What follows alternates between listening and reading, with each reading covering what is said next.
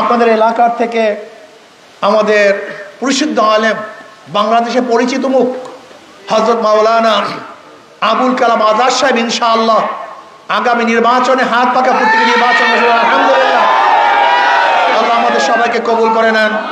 ইনশাআল্লাহ সর্বোচ্চ চেষ্টা করব, সর্বতোখানি করব, আল্লাহ আমাদের সবাইকে কবুল করুন। নিজের টাকা নিজেই ধ্বংস করেছেন লোভে পড়ে। মনে রাখবেন, লোভে পাপ, পাপে মৃত্যু।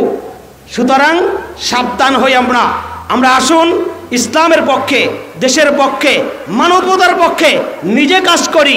এলাকায়, ঘরে ঘরে, প্রতিটা মহল্লায় মহল্লায় ইসলামী আন্দোলন বাংলাদেশের দাওয়াত পৌঁছে দেয়। আল্লাহ পাক আমাদের কবুল করুক, আমিন।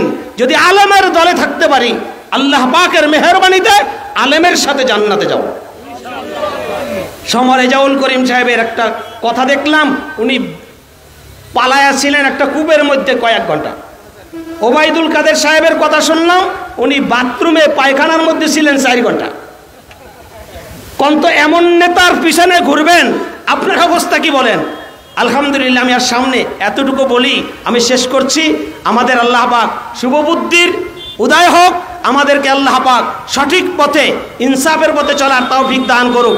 আমি আর আপনাদেরকে সামনে সময় নষ্ট না করে অন্তত ইনশাআল্লাহ প্রতিটা ঘরে ঘরে হাত পাখার ইসলামী আন্দোলনের, ইসলামের দাওয়াত কারা কারা দেওয়ার জন্য তৈরি হইলাম।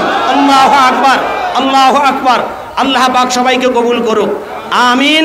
ওয়া আখিরু দাওয়ানা আনিল